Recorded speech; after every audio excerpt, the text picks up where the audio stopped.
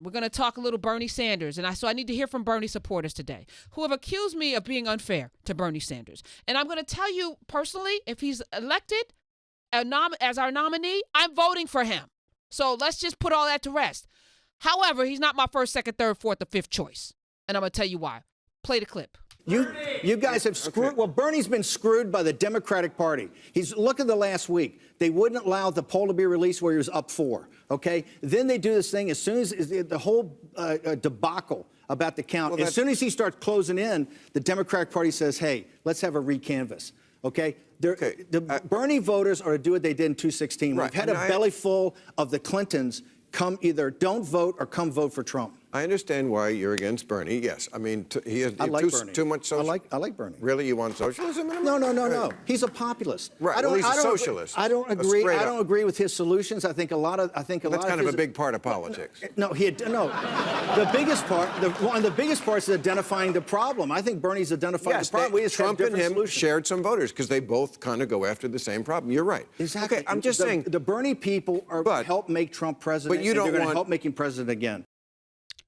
That was Steve Bannon on Bill Maher's, I can't remember the name of it. Real Time with Bill Maher. That was this Friday. When I was listening to it, it harkened me back to 2016. And I've said on these airwaves, and it's just a feeling just based on the interaction, that Trump supporters and Bernie supporters move very similarly in the world.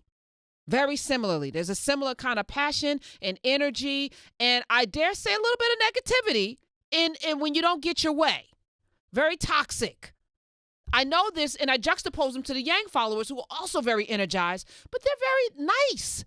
Like, we could disagree and be okay. Like, they cajole you into, liking Andrew Yang. Bernie people, if you say something bad about Bernie, they come for you like wasps. And it's why. I'm entitled to my opinion. Well, you're not rooted in fact. Well, here's some facts, okay? Bernie Sanders, first of all, he was never a Democrat for most of his career until he ran for president. He's been a lifelong independent. And there's a system, there's a machine as it relates to the Democratic Party. So it's not rigged. It's not, they're setting him up. It's that he was never part of the system to begin with. So there's certain kinds of ways that you have to move, certain support that you have throughout the country, and he was never plugged in. That coupled with they probably don't like him. Hillary said that, right? And I don't think that she's off. I think she's saying something. She was in the Senate for a good 8 years. She was one person that reached across the aisle a lot and worked with a lot of different kinds of people. Bernie's been in Congress for 30 years. How many bills does he have that he sponsored? Smiz, let's go. Primarily sponsored? Yes. 7. 7. Okay, and I'm going to tell you what they are. He had a bill. This is 7 bills in 30 years. And just to clarify for the Bernie folk listening out there, it's not talking about a co-sponsor. He's co-sponsored and hitched his wagon to a lot of bills along the way that have been enacted. That's the other key about this. 7 bills that he primarily sponsored that made it into law. And that's what matters at the end of the day. 30 years.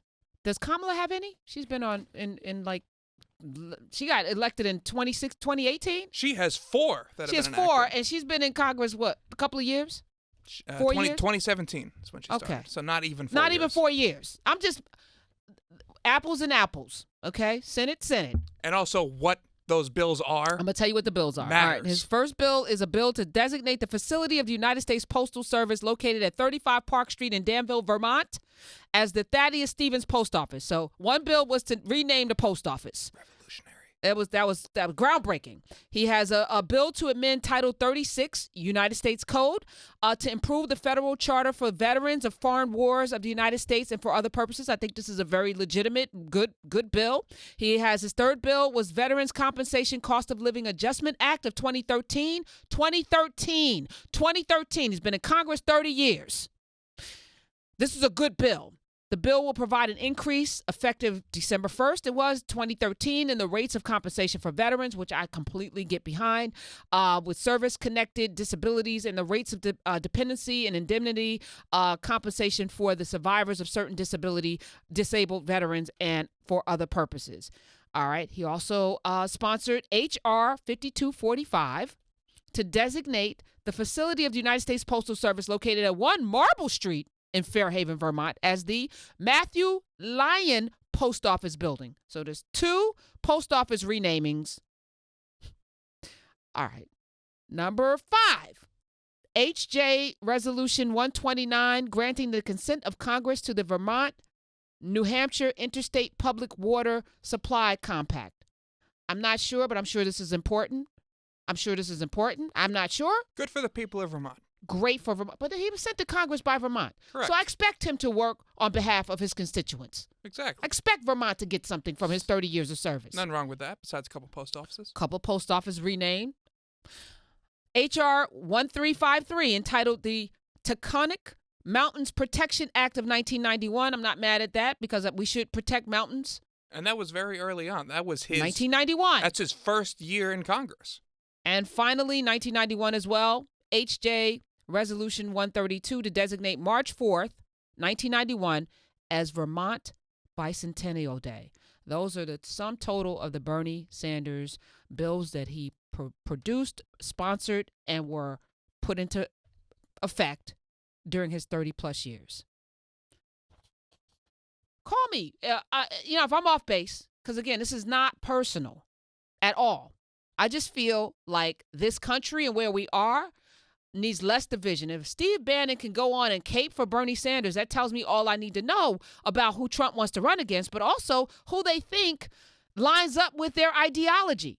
So let's say Steve Bannon was being genuine, not disingenuous, and really saying, I support Bernie Sanders, and he mentioned AOC as well.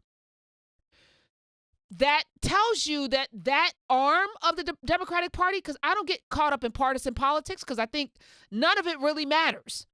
I think people can call themselves a Democrat and absolutely act like a Republican. I think people can call themselves anything and fall in lockstep, like Joe, what's his name, the independent from, Joe Lieberman, who was absolutely a Republican acting person for most of his time in Congress.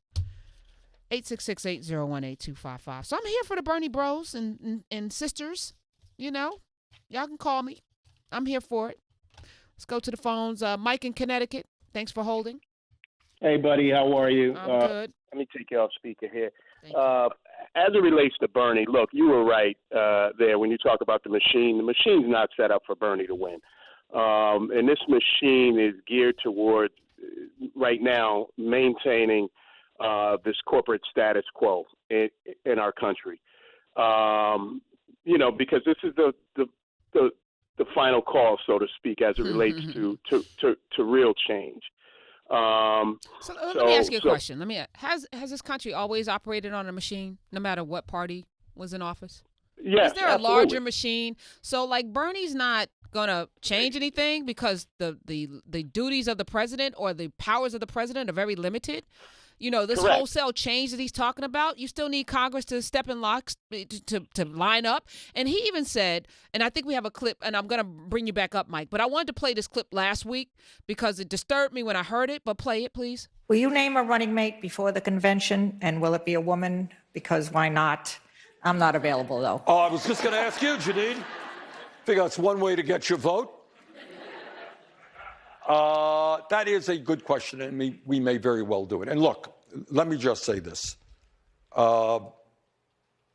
This is my promise to you, is that my administration, my cabinet, will look more like America in terms of gender equality, in terms of racial equality, than any administration in American history. I'm very proud that our campaign right now is enormously diverse, and that's what our administration will look like. And, between you and me, don't tell anybody, all right? Please, keep it just between you and me. Yeah, my inclination, if at all possible. What I want from a vice president is somebody whose worldview is similar to mine. And there are a lot of, brilliant women out there who hold that view. So we will be looking at that. So can you commit to saying you would want to have a woman vice president or a person of color? Yeah, I don't want to commit. It's always, I don't want to commit. But, my inclination is to say yes. Okay. So it sounds like either Nina Turner, all right, enough of that. Nina Turner or AOC will probably be his vice presidential pick. I could see that.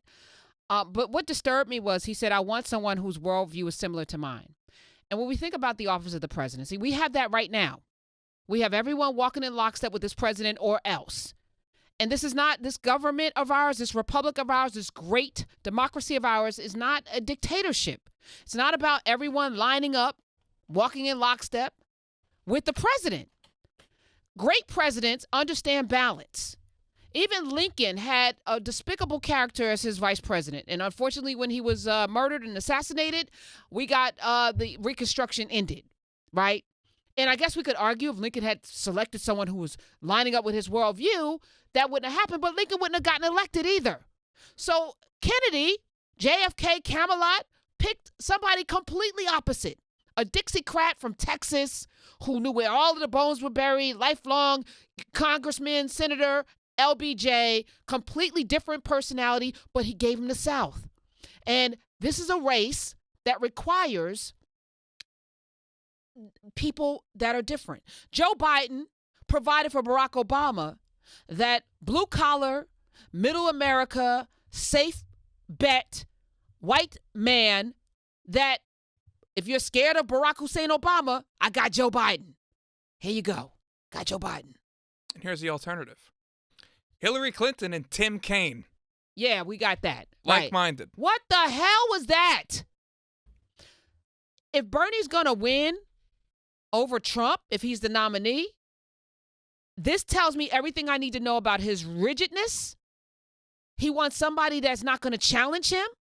And I know for a fact, because I have gone through several surrogates to say, can you please tell Bernie to stop talking about black people as if we're all poor and in jail? Please. And he won't do it. He goes right back to it because he's stuck.